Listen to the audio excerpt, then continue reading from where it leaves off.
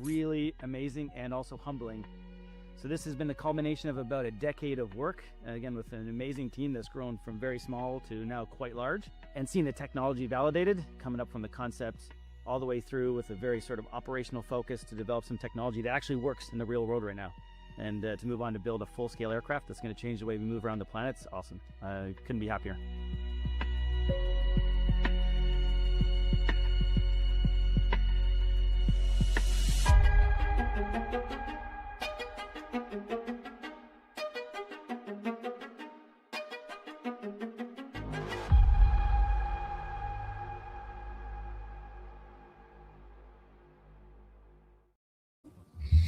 We are back with another Hover live stream. I have here Anthony joining today's show. Today actually is quite a different show, very special show because, Anthony, do you know why actually today's a special show? Oh, please do tell. We have an official new sponsor of the channel. Hey. Yes, officially the first sponsor of the channel. Bright Cat Data. Bright Cat Data and Analytics, actually. This is a Canadian real estate intelligence company. So what they do is they license enriched property data, and they have products covering over 5.6 million properties and with over 12 years of property history in Canadian real estate. They are a property tech company, financial institutions, and data-driven organizations. If you want to learn more, go to brightcatdata.com. They are the official new sponsor of the channel. I'm actually working on some new stuff on the channel and slowly going to improve the live streams. With every stream, I want to make some small improvements. Eventually, within many streams, the channel will be quite different. So today we have a new sponsor. We have a whole new banner in the bottom with a little bit of it looks like a little bit of a news channel, and we have a little bit of an agenda today. I just want to say something. I think Bright Cat Data has a bright future because I've seen a lot of TikTok videos about these Americans. They're like, I'm going to Canada. I'm tired of this America. I'm going to Canada. I want to buy a house in Canada. So Bright Cat Data, they probably got a bright future because these people need real estate assistance. Yes, I will briefly show their website here, but to anyone interested, you can check them out. I'm going to be working on actually some like new banners and stuff to show the sponsor and in general, kind of maybe more the agenda and stuff of what we'll be talking about. But yeah, if you are interested, check them out. They are Canada's leading real estate data solutions. Move faster than the market. Unlock predictive real estate analytics and Canadian property that signal your customers' next move before anyone else sees it. This is Bright Cat Data. Thank you for sponsoring the channel. And let's talk about some hover. So today we have in the news, New Horizon aircraft unveils Andrea Mocellan's design. Although it was actually unveiled earlier in February, they did make an awesome YouTube video that we're going to be showing and discussing. And actually comparing, I want to compare it to his old design with Lilium. So we'll get into some of that. Phil Kelly met with the Canadian Minister of Defense. Anthony has some things to share with that. And we're going to, in general, talk about the success trajectory of Hover and some more things we have in store for you. So I'm quite excited. Actually, should we get to, the more things we'll be talking about is actually the first thing let's talk about. We have some other things, but the first thing maybe we can get into is why Canadian companies don't fail. I'm not sharing screen anymore. Okay. We also have the new image of the aircraft in the back here. I just love it. Nice. So yeah. I want to do maybe a new video or something for every stream. We'll see how it goes, but anyways, you wanted to talk a little bit about how Canadian companies don't fail. Let me, I guess, share what you sent me over here, and I'll read that over. Or do you want to maybe read here for us? Can you see that, or I'll read for us? It's fine. It's pretty small. Okay. Canada's aerospace stocks are globally competitive, with the country's consistent ranking in top 5 for key sub-segment like civil flight simulators, engines, and aircraft productions. While Canada does not host mega cap giants like Boeing's or Airbus, its publicly traded companies dominate high-value niche markets. Interesting. So they don't have the biggest ones, but they're generally overall the best in aviation, is what that's saying. And flight simulators and engines. That's pretty cool. Yeah. So the global standing and rankings. Export powerhouse Canada's ranks 5th globally in aerospace export market share, behind the US, France, Germany, and the UK. Interesting. France and Germany. Okay. Niche market leadership. As of 2026, Canada holds the world's first rank for civil flight simulator production. Oh, wow. Number 1 in that. Okay. Number 3 in civil engine production, and number 4 in civil aircraft production. R&D intensity. The sector is the most R&D intensive among all Canadian manufacturing industries, which helps maintain its competitive edge against larger nations. Okay. So wait, what is that one saying? I'm a little confused. That they spend the most on R&D, I guess, like probably per capita, not the most in general, which helps maintain its competitive edge against larger nations. Well, interesting. I guess are they the most innovative in types of aircrafts as well? Yeah, I think so. I think that's saying aerospace is the sector with the most R&D intensiveness of all Canadian manufacturing industries, which helps maintain a competitive edge against larger nations. I think that's what that's kind of saying. Okay. Interesting. Well, what's your take on all this? Good question. I was kind of thinking about companies and Canada and Hover and stuff, and I started thinking like that one paints a good point with they kind of have like I sent you another one. I forget if it was that one or another one, but it kind of goes over how like Canadian aerospace is pretty successful in regards to like certain niches instead of like, large organizations because Is it this one? Based on early 2026 projections, Canada's economic outlook for the next 2 years is characterized by cautious optimism, featuring modest growth, slowing inflation, and resilient stock market expected to continue its upward momentum through at a tamer pace than in 2025. Real GDP is forecast to expand by approximately 1.1 to 1.4% in 2026, improving further in 2027. Okay, GDP of the nation, but I guess in general, I mean, this is good. It's saying upward momentum for the year, but it's not talking about aviation specifically. Yeah, it was another one. I sent you a third one. It mentioned the thing about them being quite successful in niche aspects of aerospace in comparison to like larger organizations like Boeing and stuff. But the thing that I kind of thought was interesting about it is like if you look at other countries, there's more complexities, there's more confusion, there's more variables. And I'm no expert, but just based off the little bit of information that I have, it kind of seems like Canada kind of stays in its lane, right? And Brandon said we're a really big fish in a small pond.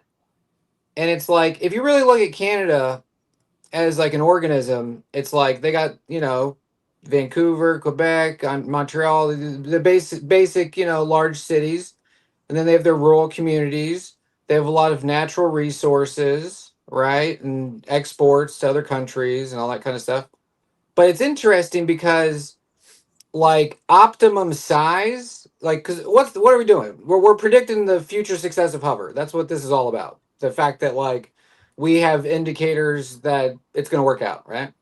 And so the idea that like if something's an optimum size, it can itself function well, right? Like Brandon says, the certified Canada, they're not inundated with all kinds of stuff, so that's nice and smooth. We got John on the board, and he started that organization and all that kind of stuff. But anywho, I thought that was kind of interesting. Like we're a really big fish in a small pond, and there's a large degree of predictability of what's needed and wanted in Canada, and they do have their history of being. Like they have their history of being very good with like specific niche things that fit their specific needs in that region. And so I was just kind of looking at that, and it just kind of made sense. Like, because if you build it, they will come approach, like Brandon says. But if you know what they need, then you're that much better. Because it doesn't exactly tie into this, but I was thinking also about that definition of insanity is like doing the same thing over and over, expecting different results. And then, like, as far as an organization, that's also true. And Brandon has mentioned that he has observed that there are predatory banking situations that organizations can get into because they get overextended financially and they need the help because they need the help for whatever reason. They burned it too much or spent it too much or put it in their pocket too much or didn't predict well enough or whatever.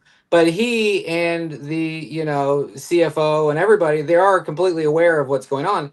And it's funny because a lot of people are weary of the micro caps of, like infinite dilution. That's a great point right there. Can you explain to people a little more of how do we know that that's also true? That how do we know that, I mean, what's the path with dilution and knowing that we are not, going through a downward spiral trajectory like a lot of penny stocks tend to happen? Did you hear me? Did I lose you? Anthony?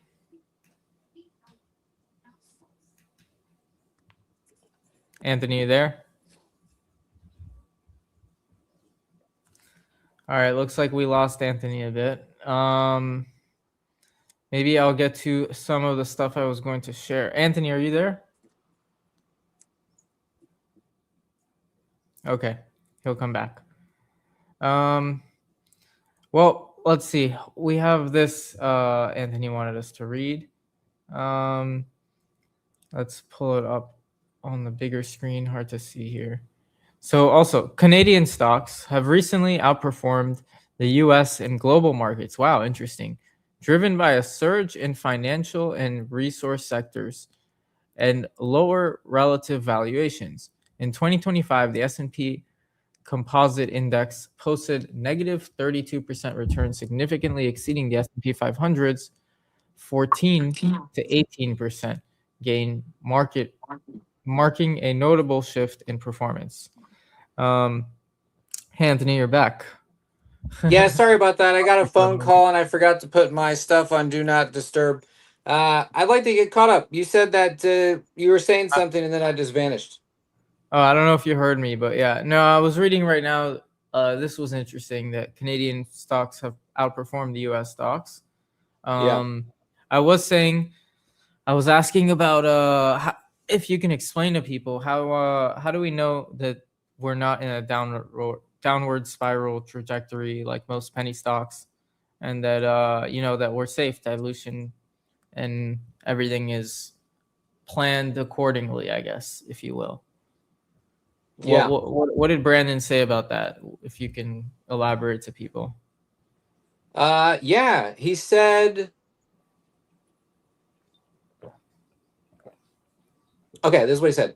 He said the markets will be very happy if and when they ever make a deal with any banks, it was in an interview that we did with him, and he said they have a whole bunch of paperwork on his desk about different offers and stuff. And, they could have made really bad deals up to this point. Like, it's funny too, dude. Like, things are not identical, micro caps are micro caps, but one micro cap might be a mining company, one micro cap might be a data center place, right? And it's like, it's really cool because look at Hover. They have the 20 plus million to make the full scale. Great. Other organizations that are doing, whatever, drug research or whatever, they need a lot more than $20 million just to like prove something. You know what I mean? Like if you're trying to like crack a code or like do something that's never been done before, you need like billions of dollars, right? Like these dudes literally just need $20 million to make a full scale. Like they didn't have to go to the mafia and get a loan. You know what I mean? It's like it's not that kind of a thing. Like it's like that's what's so cool about it. It's super simple. They got $20 million to make the full scale, and then they make it, and then they fly it, and everybody's like, Jesus, this thing's amazing. And then it's like boom, then next tranche, next part, all that, it all just comes like it's stupid to talk about it because it's just build a full scale, like build full scale, it'll come. But the cool thing is they don't have to make all these stupid deals. Like they're not like trying to like do these things that are like infinite cash burns to like cover the fact that you can't do it. And Brandon has said we're not going to make any crappy deals. We do appreciate the shareholders, and it's what's good for us is good for them. That's what's kind of funny too. If you're an early investor in Hover, your livelihood with the stock is identical to Canso, to Brandon, his family, all these people, right? We could fast forward into the future, and there's 50 million in dilution, and it's used wisely, and maybe they have a bank that they made a good deal with, and there might be some type of red ticks coming down on pumps due to people getting their money out, but it's not going to be the same for us because we've been in since these guys have been in. You see? So the Yeah, we math got. on it's mathing. Like I like nothing works out perfectly ever, but the math is damn mathing. That's all I gotta say. I think most people are in it for quite some time and will be for quite some time. But the only commenter we have here actually is a day trader, and he's talking about how Hover should not lose the weekly 50 SMA.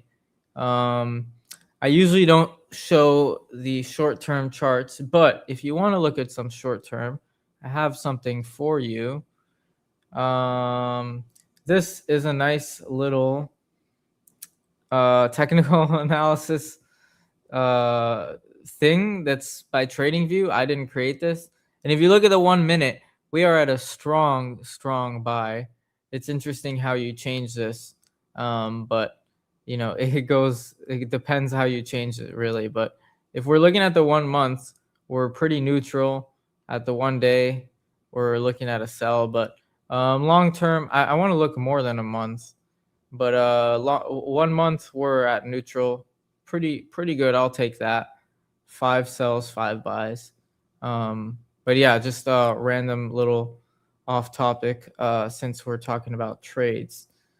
Damien, welcome, and thank you for I'm excited we finally have a sponsor. Now there's a little budget to maybe do some things and improve the channel. Make some more videos, better videos, ideally. So yeah, gonna be working on that. Thank you. Damien also says my Hover stop loss got called today. Oh no, at 175, 10,000 shares. Damn. Deciding if I want to rebuy or not right now. Looks like we're at 178 right now. So I mean, not a huge difference. Not sure if you remember last time I was here, I told you guys about AMPX. Since then, it 2x'd. Well, many people tell me many different tickers to look at, and I have looked at some, but I don't really remember AMPX. What can I say? Wish I got in. If you have a new one, let us know. Maybe we'll check it out. Maybe even here on the stream soon. But let's continue with our agenda. What do we have next? I should share. Let's see. We were talking about Canadian companies doing awesome. I guess, should we start getting into hover, or is there more of that? I didn't finish reading actually that one. Let me read that one Sure. document you shared. I like this. Okay. So we were reading how they outperformed the US market. That's pretty interesting. Key factors driving the recent performance: sector composition. The TSX. What is TSX? I guess that's like the S&P of Canada. The TSX is heavily weighted toward financial, energy, and material sectors, which benefited from the rising commodity prices and interest rate trends in 2025. Okay, that makes sense. So that's not, I don't know how sustainable that is, but that's makes sense. Valuation advantage. Canadian stocks offered lower price to earnings ratios compared to the US market, making them more attractive to investors looking for value. And I hate the Motley Fool. Let's continue. The defensive qualities. The market has less exposure to volatile tech stocks and more stable, high dividend paying companies, offering a better hedge against high interest rates. That's a good point. In general, I never looked at Canadian companies until 2025. I didn't really invest in any until 2025, and not only I have Hover, also Aduro is a Canadian company. Oh, really? Also, yeah. So that's pretty cool. Comparative performance versus US. While the S&P 500 historically outperformed for years, the 2025 market was a significant reversal, with the TSX outperforming, particularly when adjusted for current currency differentiations. Okay. Yeah, I mean, 2025 was a bit of a different year, so that's fair enough. Yeah. I'll pop open the stuff about Phil Kelly that you shared. I didn't read any of that. Maybe you can share a little about that. I don't know actually anything about this. This is some news from Anthony today. So, well, a lot of this was even that Canadian stuff right now that we just learned, how they're better than US in 2025. Pretty interesting. Yeah, like if you look at Canada too, just like one fun fact, like if you look at it like valuation, like upside potential, like it does seem like Canada does have more upside potential. You know what I mean? Like a small organization has the chance to grow a lot larger than an already large organization. They kind of max out a little bit. So just the little ins and outs of Canada, it seems like it's going pretty good. Awesome. Yeah. And you have a fan here who is Zags, I don't know, but go Zags, he says. And Garlic Anthony. Who is Zags? I have Maybe no he's idea. talking about Z Zagsta. No Z, idea. maybe it's a new acronym for Z Stacker. I mean, he's not here. I don't know. So great to see Canadian aerospace getting attention at the highest levels of government.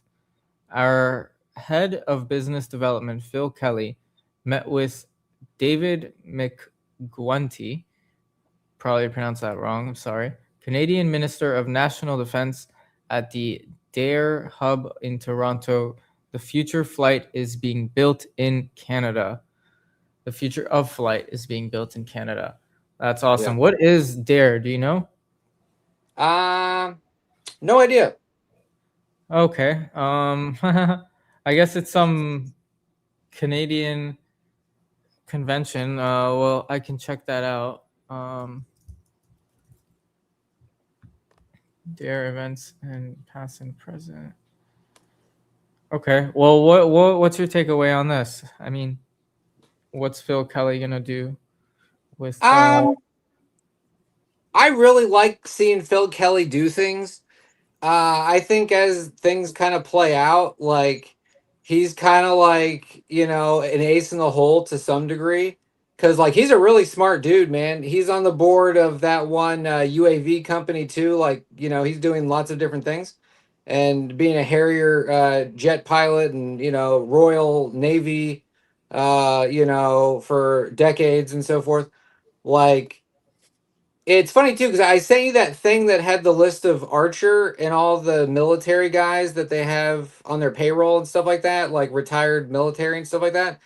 And it's kind of funny because like Phil Kelly is that. You know, Brandon is that. Like they are that. You know what I mean? Like Brandon said, like he's always been interested in business, a bachelor's degree, you can get it, you can go to college, get it. But you know, that the military and all the people that they know and the situations and circumstances that opens up for them. It's cool because like, you know, and look at Jamil. Like I think he is Air Force too, right? Like Jamil right? I think he's Marines, Air Force, something like that, Yeah. right? For sure, right? Yeah, for sure. And it's kind of cool because like some companies have to get those type of terminals secondarily, right? You know what I mean? Like after a bit of time then they get those guys. But it's cool because we got those guys now. Like you know what I mean? So it's kind of like, you know. Yeah, look at these connections actually. Here, this is the website. Looks like there is Downsview Aerospace Innovation and Research. So new stuff in aerospace, and the members. Look at all these companies. Great connects. We have Bombardier as the first one, of course. Interesting to see them always with Hover. Air Canada, a lot of great Canadian, aircraft companies. And look, we have Hover right here. That's awesome. Yeah. Wow. Super cool. Oh, Volatus Aerospace. Interesting. I just found out about this one recently. But oh, for real? Which one? I mean, they're not any competition, but I don't know. They're a little different, but they do other things. Oh, well, I clicked on their website, but it doesn't show here. Well, interesting. Yeah, so pretty good. Looks like, it's always good to get connects with other companies and at least have a good relation with them. So that's pretty good. Yeah, that's great for Phil Kelly. We have, let's see. Oh, I would like to share this. This really, you don't know what's coming actually. Oh, nice. A You've probably surprise. seen this. Yeah, a little surprise. But what did DC say? Gonzaga NCAA. That's Zags, I guess. Yeah. I don't really watch college basketball. Gonzaga. But March Madness. It's March Madness basketball season. Everybody's got the fever. Yeah. Well, I'm actually, I went to FGCU. If you know, FGCU had a really good Sweet 16 run. And they're known for that. Well, they're known for other stuff. It was a great school, but so yeah, if FGCU is anywhere in the NCAA March Madness tournament, I'm voting for them. But yeah, good luck to Gonzaga. They're definitely pretty good usually. Anyways, all right, back to some Hover stuff. Speaking of March Madness, it's kind of funny, bro. Time, the phenomena of time, right? We were talking about this like before, right? And it's funny, bro. Time flies. Like it's already almost the end of March, April, May, June, July. Blah, blah, blah, blah. You know what I mean? Like this year's gonna be awesome, bro. Like full scale is gonna be here before you know it, man. Like 240 days or something. You know what I mean? Like nothing. Just like whew, there it is. Yeah, honestly, that's what this whole video is like about. That we're pretty much ready for this full scale thing. Yes. And we're gonna show soon Andrea Mochelon's designs here, and in the new video. This is quite exciting. I actually have a really cool website to share, and I'm just excited. You may have seen this. And I did not build this. I'm actually super jealous. This is so awesome. And I never got to finish building a little Hover website I wanted to get to, but someone else did. Yellow Bat. He's Nice. been on here many times. He's on the Discord. Have you seen this? Yes, Yeah. he posted it. Oh no, he put it in the comments the other day. Yeah, this is cool. He made this. This is so cool. So you scroll down. First of all, it's teaching you about the hover fan and wing system and why it's innovative. But as you scroll, the whole system is happening basically. You're here. I guess I'll slow it down. We have, of course, the fan as one wing, 2 flight mode. I love this, just like to teach people about hover. This is just such a nice little site. This should be a nice section on their website, honestly, that they add. Very cool. Shout out to Yellowbat. So yeah, 1 wing, 2 flight modes. No tilt rotors, no extra parts, just 1 wing that does both. How does it do both? Well, boom. It opens up. Super cool. Systems armed, flaps open, fan spool, ready for vertical lift. I even like his copy. Like, his design is great. His copywriting is great. Yellowbat, you're a genius. This is awesome stuff, dude. Vertical takeoff, straight up, no runway needed. Just going up. Like, how cool is that? Look at this. Just such a simple, so nice. And then boom, helicopter to airplane, flaps retract. Go down, forward cruise, up, going faster, clean airfoil, fast, efficient, recharges during flight. Boom, look at the recharging number. Boom, fully charged. How awesome. Nice. Vertical landing, touchdown anywhere, descending, touchdown, touching down. So cool. And then I don't know, all these extra little details even added on the side here. Look at that. The speed, kilometers an hour, like the speed you're going. Let's see here, forward cruise up. Let me go on back to forward cruise. And can I stay here? Yeah. Look, speed 250 kilometers. He even put the statistics on the top here. You see that? Yeah. Nice. Altitude 600 meters altitude. It can fly more than that, I think, but I don't even know what VS is. RPM is 0. But the numbers are really adjusting as you do all this. RPM. How much the battery is probably using. That's interesting. Like 0 battery when you're flying, and then like so much more when. I don't know how accurate that is, but that is so cool. How this is just brilliant, honestly. Yellowbat did a really good job. That's really cool. Yeah. There's a couple cool questions. Yeah, let me get to it. I didn't see because I was sharing there. Let's see. Michael says design looks cool, but vertical Valo is the best looking eVTOL in the industry. Let me pull that up. I disagree with you. I think I remember what that looks like. They did make it a lot nicer. Vertical, but I don't think it is the nicest aircraft. Let's see. Let's pull that up. Is it all electric? Do you know vertical Valo? No, sir. Here we go. Hey, Michael, is it all electric?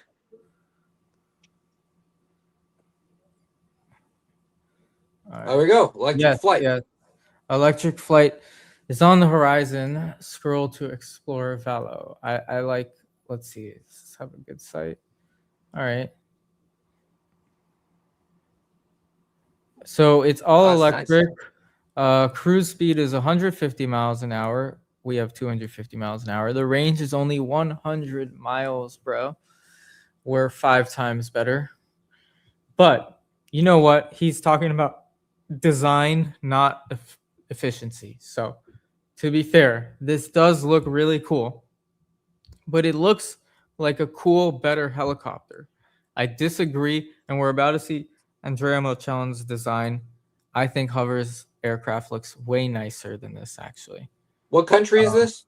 But the interior looks really nice. I think it's in Germany, if I'm not mistaken, or I think it's in Germany. Yeah. Maybe in the comments they can correct me if I'm wrong. I can probably check, but I mean, these huge propellers, it's like a nicer version of Archer, Joby, you know, or just a nicer, more new type of helicopter. Yeah. And it's obviously not as aerodynamic just because of that. Low noise. I really wonder who actually has the lowest noise. You know, that'd be really interesting to find out, especially with hover in the mix, because all of these have these propellers outside. Like, could hover be the most silent aircraft too? That's something we never talked about. That could be a whole video in itself, finding out if hover is maybe the most silent aircraft of them all. Yeah. Plus, look at the use case too. Like, I think the open rotors or hovers design, I think the use case really plays a part in it because this thing's 100-mile range roughly, you know, and that's going to be for intra city hops probably, right? So, like that would make sense, you know. Like you probably, I don't think they would find these things like, you know, in the Arctic or so, you know what I mean? Something like that, probably not. But yeah, Yeah, it's a no, cool that's a good point. design, you know. Yeah, I don't know how practical it is with the 100-mile range, but Yeah. DC, thank you. We love you too. We love all of you for watching and joining and commenting. And yeah, this is all fun when you guys are interacting with us. So thank you guys. Yeah, me and Thinking, Matan could just have like 2-hour phone calls. We might as well do it here with you guys. You know what I mean? thinking same thing. Days passed fast.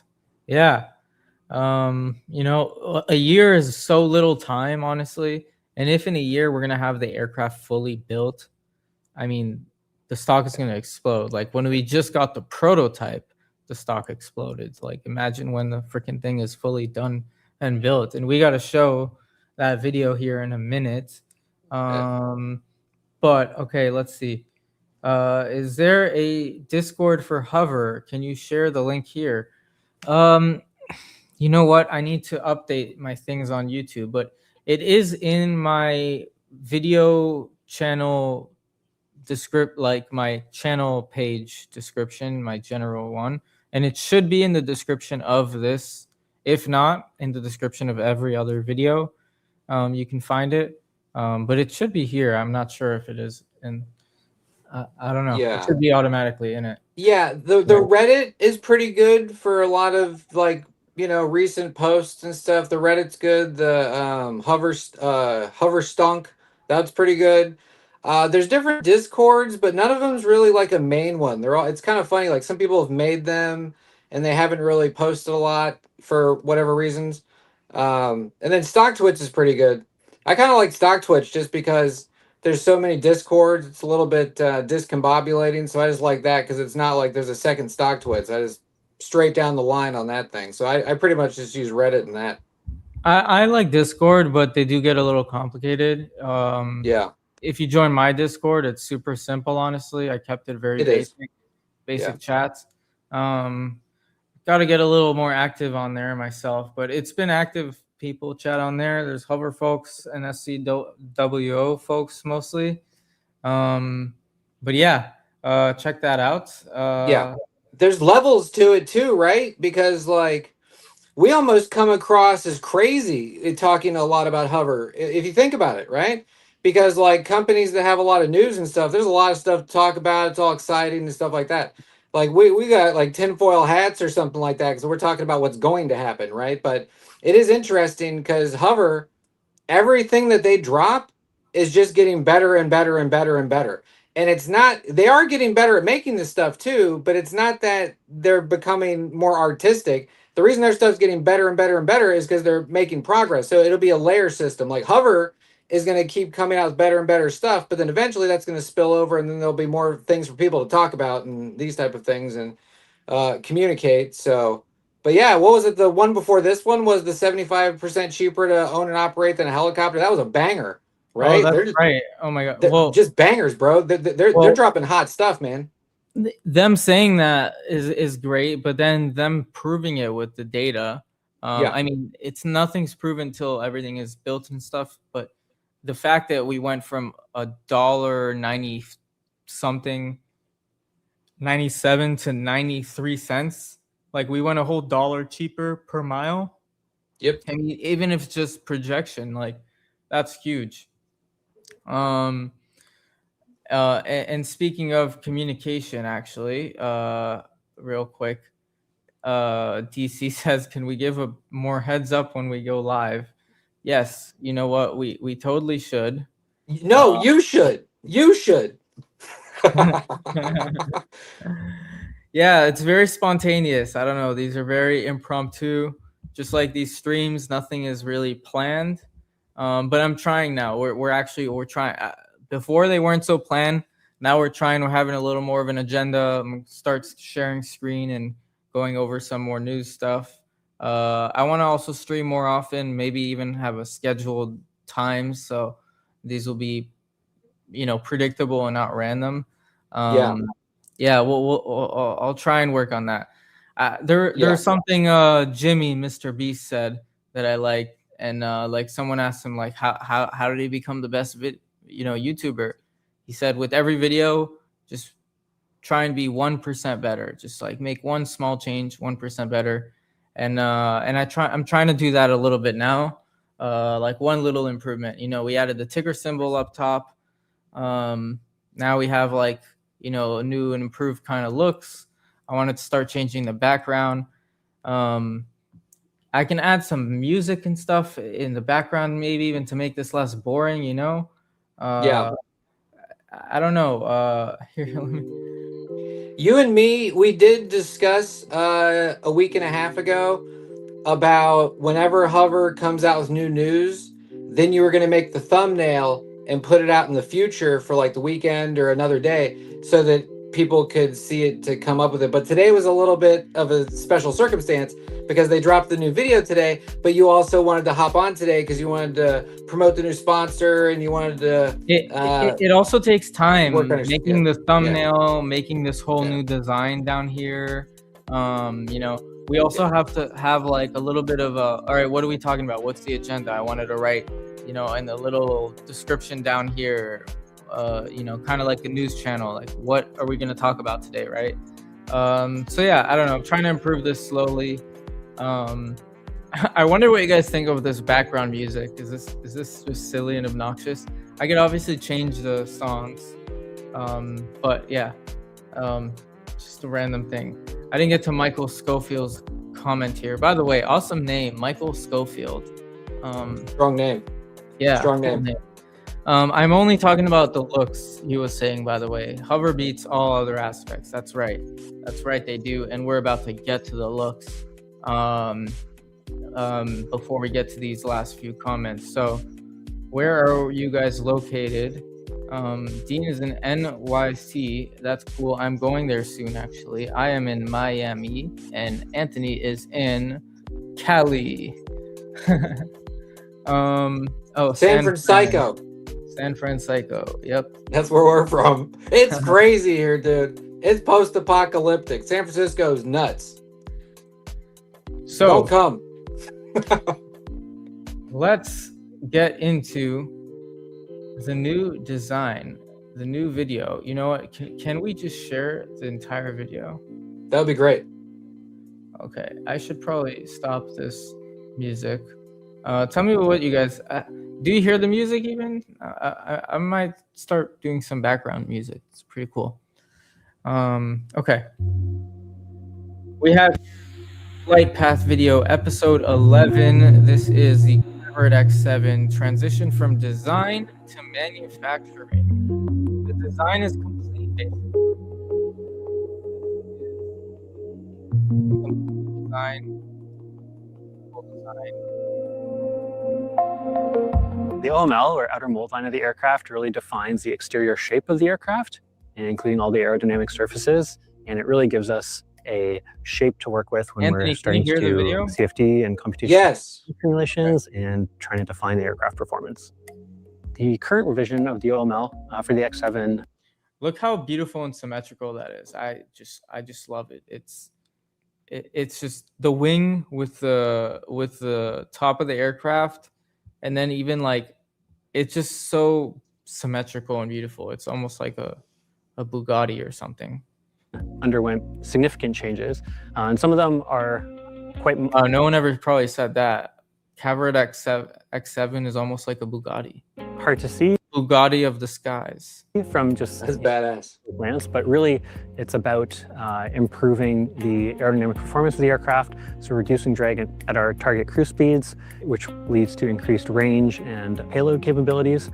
It also was heavily focused on improving the static stability of the aircraft, and that really comes down to the improved safety case for the aircraft and making sure that the aircraft is more robust to any failure conditions that could happen. And so that was a big focus of our OML revision.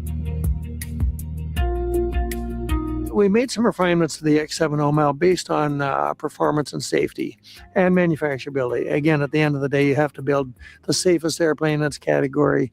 It has the best uptime, and it has to be maintainable. So you start to look at things like that. For instance, if you look at the old drawings of the X7, they had 2 fans per canard. We did a lot of work on that, realized we can do 1 fan per. I'm still shocked how they changed to 2 fans to 1 fan. Mm-hmm. It just made a lot of sense to me for stability purposes that they needed this. And the fact that they're decreasing and not increasing fans is crazy. But also, like, I don't know, just look how bouncy this thing is. We did a lot of work on that, realized we can do 1 fan per canard. I wonder and how still like, meet all our safety goals on it, but it does improve the cruise performance here. Sorry, I'm talking over him. I wonder how they improve the safety with the new design. But look at this shape right here. This looks like a hammerhead shark. That's what I was saying. Yeah, I know Andrea Mocellan uses biomimicry. He used it in Lilium. This is definitely like a hammerhead shark on purpose. Airplane. It's a smaller. Yeah. Well, the OML and locking it down is really key to making future progress on the full scale. Now everybody knows what the physical limits are, what they're doing to progress on the full. I wonder what these little lines on the side here are actually. Like, those are lights, or could they be antennas also? I don't know if you know what I'm talking about, but Yeah, I'm not sure. Maybe sensors or something. Scale. Now everybody knows what the physical limits are, what they're doing, and they can make the real world decisions they need to make to optimize the design. how is vertical shallow? The OML design really is helping us create a lower drag and a faster vehicle that can fly these well-optimized cruise missions that have long ranges, higher top speeds, with more payload. So that's really what will enable the X7 to sort of carry out its mission successfully in sort of in a better way than a lot of helicopters that exist today. That's kind of where we see the primary benefit of this architecture. That's my favorite photo right the there. OML design. This is so beautiful. Look how symmetrical and perfect this design is. I just love this. Really helps drive that mission. It looks like some type of animal, fish, hammerhead shark, like, you know, something in the water. Can I say something really quick too? Yeah. I was thinking earlier, like if you look at vertical aerospace, EHang, Archer, Joby, all this stuff, like it's kind of funny, like there is something to the 2.0 situation we're in. Like, you know, back then, just like Brandon said, the Bravo, 182 Bravo, whatever it is, the framework for the eVTOLs that did not exist. There was a time when Archer, because Joby's basically first, Archer out stuff, right? There was a time when those were just pictures, right? You know, there was a time where those were just concepts, right? Yeah. You know what I mean? And it's funny because like people look at hover and they're just like, they got a 600-pound half scale. It's just pictures, whatever. But there's something very profound about that, right? Like the road has been walked, you know? I'm going to share right here, I think one of the best examples of this. We have here the Horizon aircraft design from Andrea Mocellan that we just saw right now. Beautiful design. And right here we have Lilium's design. Andrea Mocellan designed the Lilium aircraft. Did you know that? Do you remember that? He actually made their aircraft. I'm trying to see the renders he made, where they are. Very nice design. But my point is, there, look at this. Really nice. Beautiful. It actually looks kind of a lot like Hover's design. And the point is, this design won awards. It won the Red Dot Award and I think some other awards. But the Red Dot Award is like one of the most prestigious awards for design, especially I think like maybe hardware design or just design in general. But this won like one of the most prestigious award for like a design, I guess. And the same designer is doing Hover's design. So even though Lilium failed, just from a looks perspective, this is one of the most beautiful aircrafts, and it won awards for that. So I'm being repetitive here, but the point is that Hover's look is going to attract a lot of eyeballs just from the look of it. And then when people actually learn more about it, because it's like a sexy aircraft they want to learn more about, possibly fly in one day, they're going to figure out, oh my gosh, this thing is safer, faster, more efficient, flies better like than a helicopter, than any other eVTOL, doesn't need a runway, all these things. It's hybrid, can charge on the go. I mean, it's just going to be like a win-win-win for Hover. And the fact that we just, I don't know. I think this is one of the nicest designs. Vertigo's Valo does look pretty cool and good. But you know what?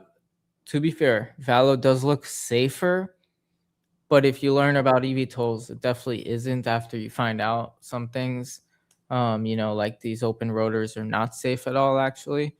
And Hovers is just, faster and has multiple redundancies. It becomes a glider. None of these can become a glider. I think that's one of the coolest things about it. That's really awesome and safe. And back on Andrea real quick. Yeah. You know how like in sports you can have an awesome dominating player like LeBron James, but then they're on a team of like guys that don't perform well. So it's like one great player on a crappy team. Like sure, Andrea was with Lilium and he did a fantastic job, obviously. But he's been with many other organizations that have done fantastic. And you know what I mean? Like, did you see that wheelchair he made where like he did that wheelchair where like the wheels come off and it folds up like an umbrella? Like it just like furl, the wheels pop off, they furl up for like people that have wheelchairs to get on airplanes. And like the wheelchair becomes like backpack size and you can like stow your wheelchair and the carry-on luggage on top. Did you see that? Andrea made that. Did you see that? Yep. Let me see if I can pull that up. I think it was called Revolve Wheelchair. Yes. Very cool. Very cool tech. Here, I'll pull that up. Yeah, why did he do that? That's all about like compact design and like designing like for efficiency. Here it is. Like he wanted a wheelchair that makes, that can fit anywhere. That can be small. Like there's a problem, they're really big and hard to fold and just annoying to use. Look at that. It's amazing. Look at that. Wheels that he reinvented the wheel quite literally. He did though, didn't he? Look at how this wheel folds. That's crazy. That's so cool. Welcome to the Hover team, Andrea. Keep it up. Yeah, and this is not a product he designed. He actually made this. Like this was a product he was passionate about. Oh, look at these aircrafts here. Like he's just, I guess, into aviation in general. Oh, or I guess he's showing how a pilot can just take this, a disabled pilot. That's super cool. Yeah. I mean, I don't know about disabled, but, just, yeah. Awesome product. It's amazing. Oh, wow. Easy to stow away in the aircraft. Yeah. I mean, that could easily win Best Invention of the Year. You know what I'm saying? Like, it's up there. Yeah. Honestly, let me see if I can pull up here and Andrea Mocellin, his website. his website, he has all his work. Oh, there we go. He has Lilium on here. Beautiful. Absolutely amazing, honestly.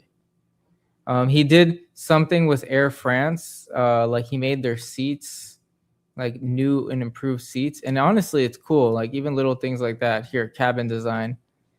Did you see this? I believe. Yeah. Pretty cool. It's simple things, but like, you know, he like how the cables are here, and you fold this, you know, you fold down the thing, and you have 2 cup holders, and you can put your iPhone here. Like, you know, where the table is. I mean, little things like, you know, it's pretty typical to have these things in an aircraft, I guess. But he just made like nicer new seats. Yeah, pretty nice. You know, prestigious. Air France, big company. Let's go back. Where is all his work?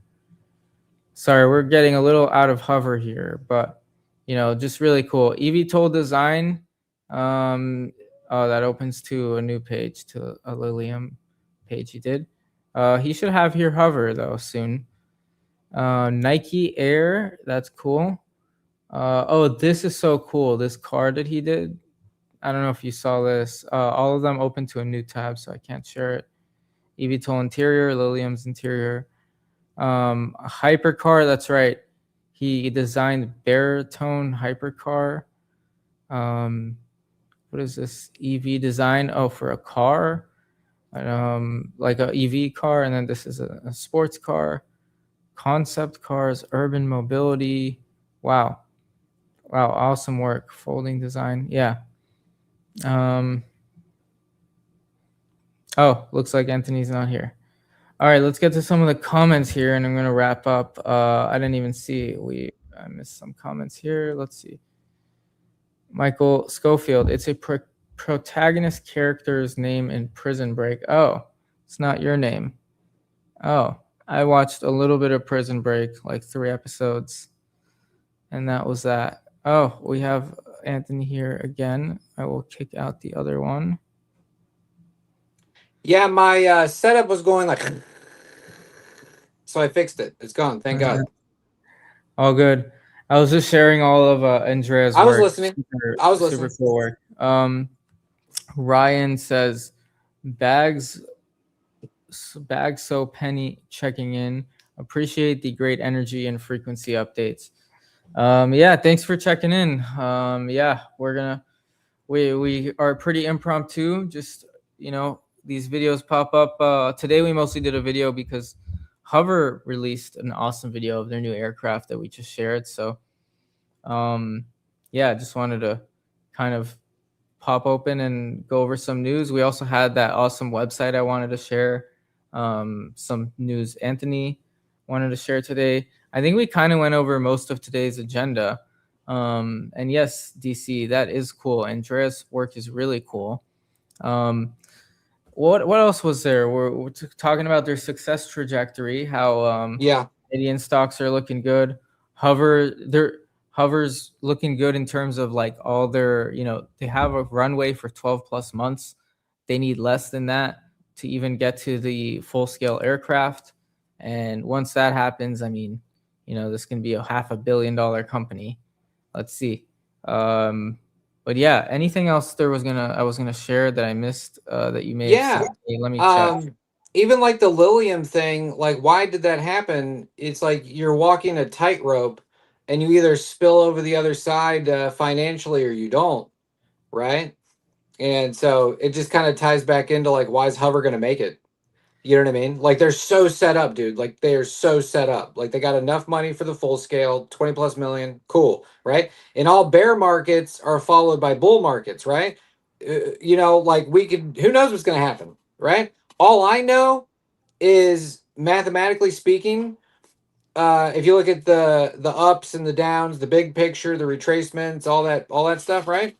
When they start ramping up and it's like, check out the full scale that's done, boom, partnership, boom, like all these things are happening.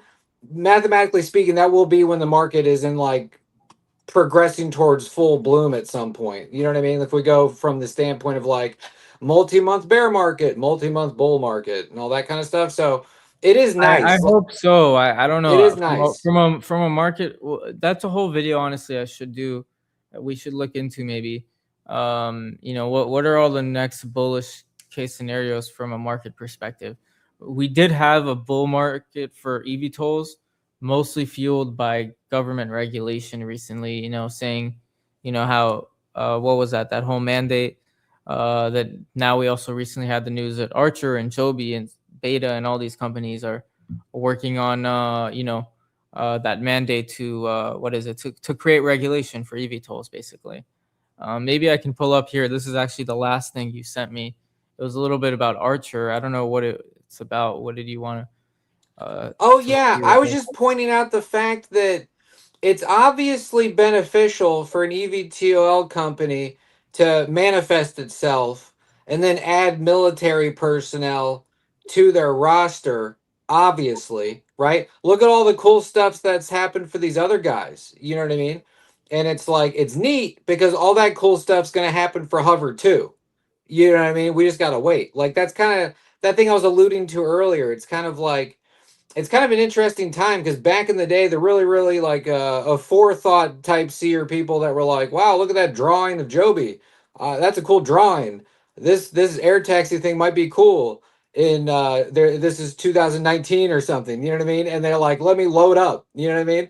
And then now these guys are doing great. You know what I'm saying? So it's like, it's funny because like the idea, just like Brandon says, it's not an idea of if we can do it. It's an idea. The idea is when we're going to do it. You know what I mean? So it's like, it's the grounding is so secure. Like these people, sometimes people base things off of the past, not the present. Yeah, a lot of this stuff was a gamble a long time ago, right? But now, not so much, right? So it's just nice. Like it's kind of exciting. You know what I mean? Like they're coming with the videos on such a regular basis. You know, we could even get a surprise, man, because now he's saying 6 to 9 months. You know what I'm saying? Forever it was 12 to 16 months. He That was said many that months ago. recently. Yeah, he said Remember. 6 to 9 months. Because what's 9 months from now? December, right? So he said 6 to 9 months. I gotta find that clip. That's interesting. Yeah, it was like he was saying the same amount of time forever, and then boom, we hit into like end of February, March. Then I think it was Mr. Mac, that very excellent X Spaces that is archived on Mr. Mac's X channel. Highly recommend watching that and listening to that because that was very good. Brandon, because he asked Brandon, Brandon said 6 to 9 months. And do you remember before when the Hustle Brothers asked Brandon? If somebody gave you $50 million, what would you do with it? Brandon just said, all we would do is get it done faster, which that's what Mark was talking about when I was like asking about different timelines. He was just like, if they got more money, it would just be done faster. And then so that makes sense. Yeah. If you look at who they're hiring on their page, they're hiring a lot of people, and you know, the more money they have, they can just hire more people and faster and actually pay these people even higher salaries and get the jobs done faster. Probably makes sense. So yes, keep buying more, and Hover will have the funds to get this done. I'm also buying more every week, every day. Actually had a daily buy. I stopped it. I actually just got it back, a small amount now, but I have a pretty decent amount in Hover. And yeah, really love the stock. Hope you all keep buying, and you know, and hope more news comes about. I guess let's go over this last piece of news here. You wanted to go over with Archer. I'll quickly read this. Archer Aviation has assembled a government services advisory board consisting of at least 6 highly decorated retired military leaders, including Army and Air Force general officers, to guide their Department of Defense initiatives. Key members include this guy who are these people? I'm not going to read all these names. Yeah, it's fine. They got all kind of accolades. These guys are brassed up. It's very beautiful. And I was just kind of bringing that up because it's like everybody thinks in the now. They don't think about the future, right? If you piece it all together, the Canadian Brigadiers, right? They went to the hangar and saw the X5 and they were like, this thing's awesome. That was a handful of months ago. He was talking about they could use stuff like that for anti-submarine stuff or whatever, and that was the half scale they were looking at, but he knew the full scale's coming, also referring to that when that gets done and so forth. But it's just kind of funny, like Archer did what they did. They have these military individuals on the payroll now, and it's getting them certain fruits of their labor from this with, governmental, interest in defense and so forth. So it's just very interesting that, like, sure, we could ourselves get other individuals like this, but it's neat because we're starting from a starting point of having Phil Kelly, Brandon, these guys. You see what I'm saying? So, like, we have those guys. Like, the guys that they paid for, we have those guys. You see? So that is nice, you see? And it's really trippy, dude. Like, speaking of guys that we do have, DC says, does Jetty Lee Rush own Hover? Do you know who that may be? No idea. No idea also. I looked it up, and it looks like it is a Canadian musician. No idea who this is and why he would own Hover. But if he does, that's pretty cool. He should give a little shout out to his fans in his next concert, or maybe fly in with one day. That'd be cool. But no idea who that is. But we have Kelly and some other great folks who do own Hover, as Anthony was mentioning. And yeah, we have a big one here from Michael Schofield. What does he say? When do you think the market cap hits $8 billion, around 100x from here? Do you see that happening after the fully test the transition by the end of 2027, or after they get Transport Canada approval? Yeah, the latter. After they get Transport Canada approval, and actually probably, I don't know, are close to making revenue, or even maybe finally start making some revenues. I mean, Archer and Joby are about that, and they haven't made any revenues, but they have big capex, have big facilities. If Hover can get to that point, the only reason to get to that point is, making a bunch of aircrafts, which they're not going to be creating like tons of these aircrafts. They're going to be making tens to hundreds a year, at least within the next 10 years. There's no plans to make thousands of these, but they will be expensive and they will be making a lot of money. I don't know when 8 billion is a big market cap, but even still, if we 50x or something, that's still pretty awesome. Yeah, definitely though, after full approval, and but even still, after the full test transition, after the full build, even this year, by end of 2026, even the stock price should at least like 5x, maybe 10x after that happens, I think. You know what's really cool too? Death Smiles got me hip to this basic concept, but obviously, right? But the higher the stock price goes, the earlier, the more value you retain, right? Like, because when Hover was running to $4, they sold some to get their 20 million set aside, and they sold most of it. I think it was around $3.50. That was like the average that they sold it all, right? And just as a comparison, like, sure, they're going to have to, like, what's the exchange here? Like, of course, they're going to use the market to make some money to some degree. Like, they're not doing a damn charity here. You know what I mean? Like, this is a reciprocal, remunerative type situation. They make money, we make money, right? But it's funny because tying it all back in with the market conditions, their market cap, their float, where they are in these things. If you look at EHang, now granted, EHang is backed by Mother China and all that good stuff, right? But if you look at EHang, their float is, I think, 65 million shares is their float last time I checked a couple weeks ago. So EHang is 65 million shares, but they have like a billion, like 5 billion or something like that, right? So the EHang was $15, $16, $10, whatever, right? Now, if we look at why do people have to dilute, right? All that stuff and everything. They are set up very well to not have to get into a situation because they're in this stock. Canso is in this stock. It behooves them highly to have a game plan to where they can manifest this thing and pump the stock up a lot in full manifest mode, right? Because check this out. They got their 20 plus million. The float is currently 44 million with Hover, right? Probably half of that's tradable, the other's locked up, whatever.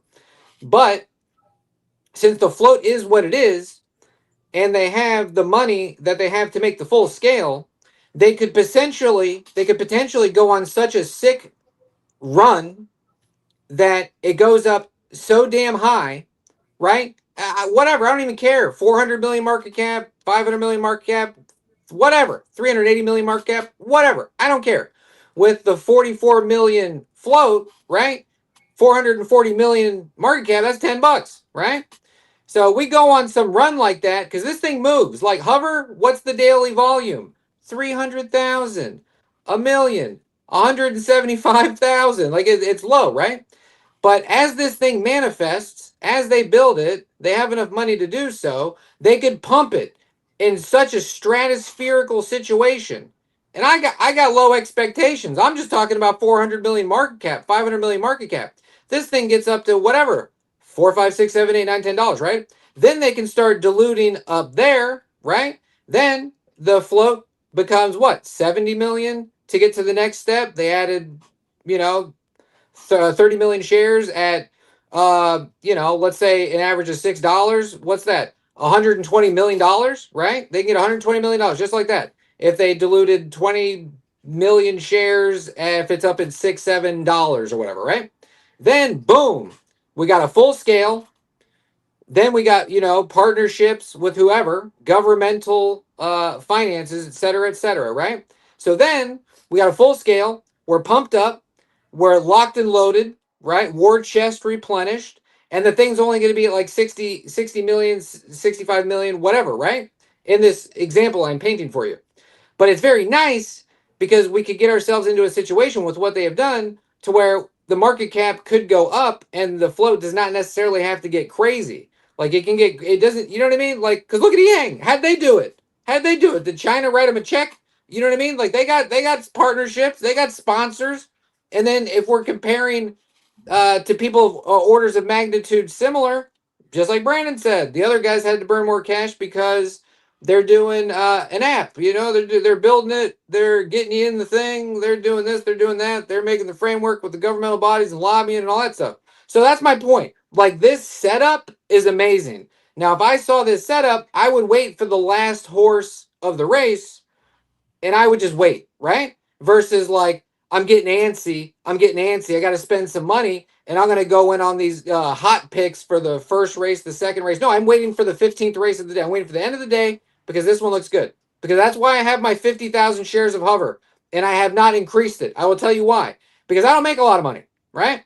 And I'm making financial decisions as smart as I can with my money and not losing it in the stock market so I can let my Hover run. Because if I lose money in the stock market, then I go broke, then I can't let my Hover ride. You see? So I got my 50,000 shares. I'm not buying anything else, right? My portfolio is practically 100% Hover at this point. And with whatever small rubles I can make in my workaday world experience here on Earth, right? I'm going to just spend that wisely, not getting any other companies, right? So I just let my Hover ride. Because that's the worst. When you need money and you're like, shit, I gotta pull out of my long-term investment. No, that's not happening. But this whole thing that I've communicated to you, I've thought very long and hard about this, and I think it has a very high probability of happening. Yeah, no, you've been buying up for a while, and you hit the mark that you're comfortable with, and yeah, just ride those shares. As honestly, the stock's also appreciated. I wish we can buy at the lower prices, so it also feels a little harder to buy when it's a little higher now. But I think the best advice to anyone who doesn't have their shares are at yet is just dollar cost average. I personally don't lump sum, but yeah, we're still super early. And Michael here says to his point again before, Joby Aviation is still pretty early, but already sitting at $10 billion market cap after solid testing progress. That's right. So after hover gets solid testing progress, I don't know if we'll be necessarily at that price because, like we said, the facility and what they're trying to go for. Honestly, hover's market TAM, I mean, is possibly bigger, but they're not really going after the short distance travel, the air taxis. Although I think that's less money.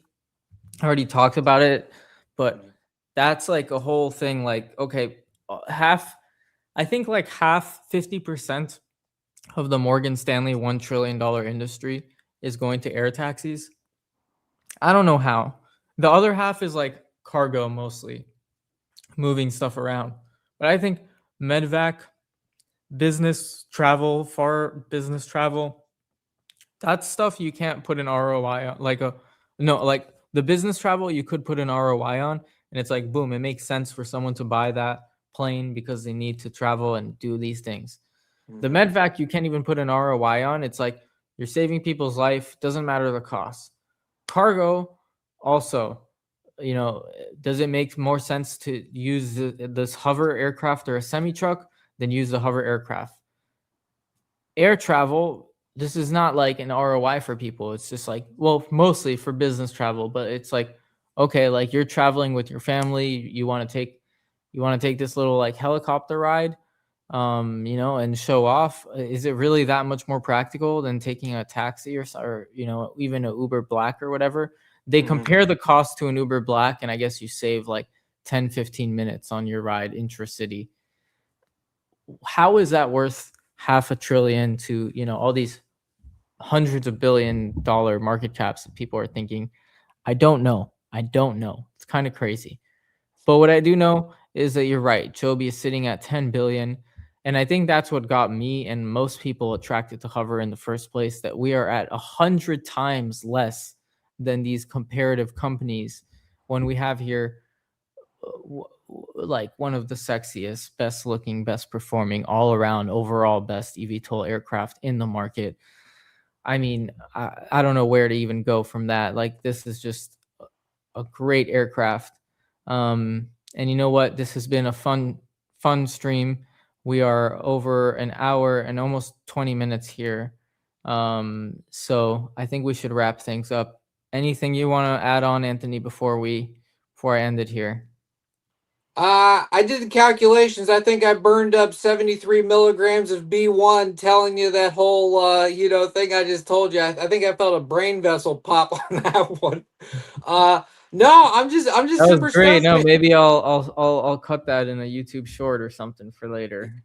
Yeah, of course. And then, but no, as far as the stock price, that 170 looks like the bottom. It did this one candle and got bought up instantaneously the other day, and that was at 170, and it's doing that little 170 thing. So it's like whatever, you know what I mean? It's like we're talking. You want some value? It's like, yeah, get it in the 170s or something like that. You know what I mean? Like that would be smart, I would imagine. But it's kind of like where we're going. It's like this is a market cap play anyway. You know what I mean? It's like look at the market cap. It doesn't matter. You know what I mean? It's like 100,000 shares, 50,000, 25, whatever. You know what I mean? It's like it depends on your goal and what you want to wait for. Like this is not no pump and dump Chinese stock. You know what I mean? This is like this is a good company. And that's the other thing. It's like poker. You play the man, not the cards, right? Like these guys, oh my God. Like Matan, you've reached out to so many CEOs and only a couple of them have communicated to you directly. It's like these people are behind a veil of like PR and what their people tell them to do. Like these dudes are like chest bare open communicators. Like all of them. They're investor relations, Brandon, all of them. Like they're very like no company does this. Like, yeah, you know what I that's mean? a great Like, point. Most people probably don't know that because they're not on the back end reaching out to people. But like with SCWO, they're pretty concerned about everything. They wanted to check the video, tell me what to edit. Most people don't even respond. Like I reached out to some CEOs of some other eVTOL companies, some not even public, but I'm just interested in what they're doing. And yeah, a lot of them are just, they're not as cool as and open and, as Hover is. So, yeah. And the fact that they have a YouTube channel that they are constantly posting and, share all about it. There's really a handful of companies that do that. Electra is one of them. I saw Electra does that. They have a sort of like a flight path thing, which is pretty cool.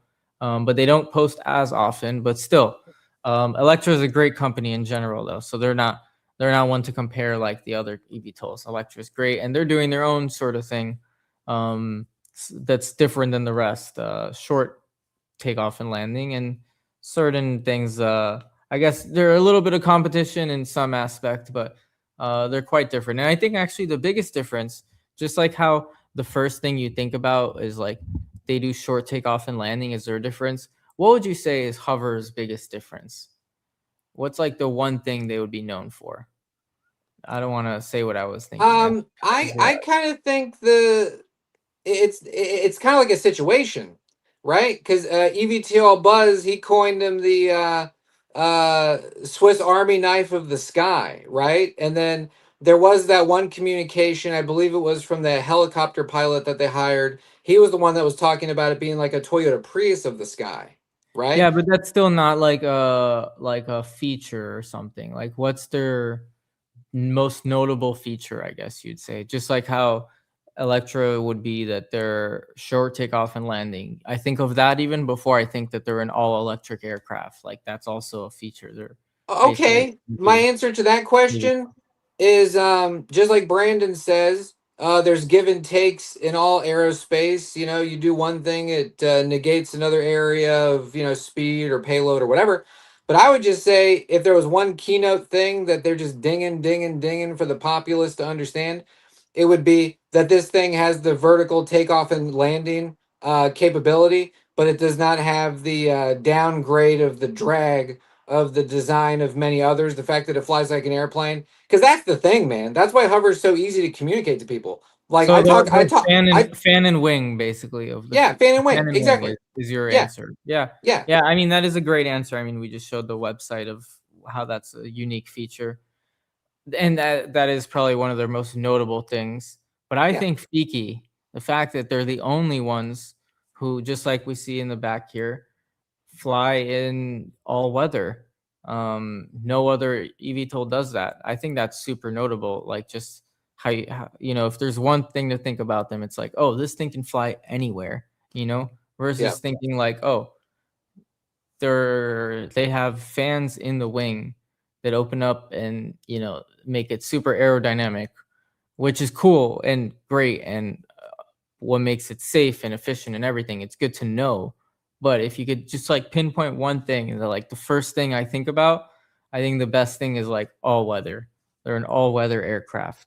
Like not many companies can say that. So I think that's quite interesting and different. I just like that. I wanted to note that. Vast CNC has joined late here. He got jokes. It's true though. We're actually wrapping up here, but yeah. Is it flying backwards though? Wait.